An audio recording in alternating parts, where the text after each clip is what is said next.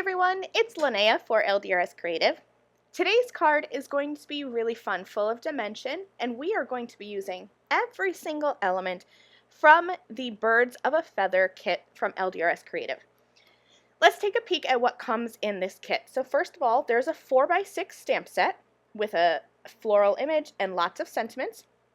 There's a 3D embossing folder with this gorgeous bird surrounded by flowers. And then there are also layering stencils and dies. So the dies are going to cut out everything from this kit, including the embossed image and all of your sentiments. In addition, the layering stencils are going to color both that floral image from the stamp set and that bird image from the 3D embossing folder. We're going to start with the 3D embossing folder, and I'm going to emboss this bird image on an A2 white panel. You're going to want to follow your machine's instructions for 3D embossing. This is a standard 3D embossing folder. And I'm going to run that through, and I'll have that bird image embossed on my panel.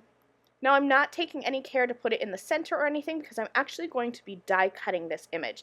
So as long as I have the full image on my panel, I'm good to go. I'm going to hold this up to the light here so you can see all of that gorgeous texture and dimension. Now I'm going to use the stencils to quickly and easily color in the flowers and the bird from this image. Because I have 3D embossed my panel, the stencils line up super easily. Those raised areas are going to kind of nestle up into the stencil, so everything kind of pops together like a puzzle. You know, when you put a puzzle piece in and it fits just perfectly, that's how it's going to be with these stencils. That's how you'll know things are lined up. I'm using pinks for my flowers. I have a bit of brown for the twigs, and then my bird is going to be a cute little bluebird. So I'm using shades of blue for him, a little bit darker for the wing, and then I'm going to come in on the body of the bird with a light blue. I'm just using bits of masking tape to cover up parts of the stencil that I don't want to ink, as well as to protect my panel. And I'm just going to do basic ink blending, and you can switch up these colors to be whatever you want. There's lots of examples on the HSN website of using different color combinations. So here is my embossed and stenciled image all finished. You could leave this as is and add a simple sentiment and have a beautiful one-layer card. But I decided to die cut this panel so that I could add some dimension to the rest of my card. So I went ahead and lined up that die and cut him out. And again, this die is going to puzzle piece because those areas are raised. It's going to puzzle piece right around that image, and you're going to get a perfect die cut.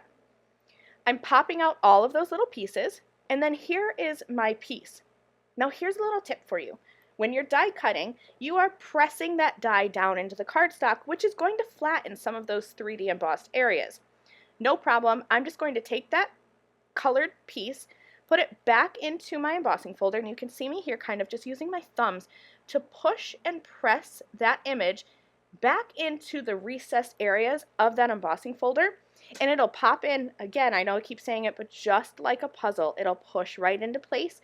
I'm going to run that back through my 3D embossing folder, and now you can see the difference in the dimension. Running that through again is going to pop up those areas, push some areas down, and just really bring back all that dimension.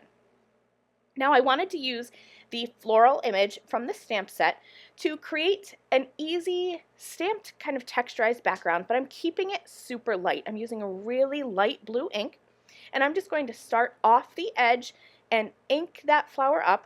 I'm doing multiple generations of stamping because I wanted this to be light, but I wanted maybe a little bit darker than what the ink was.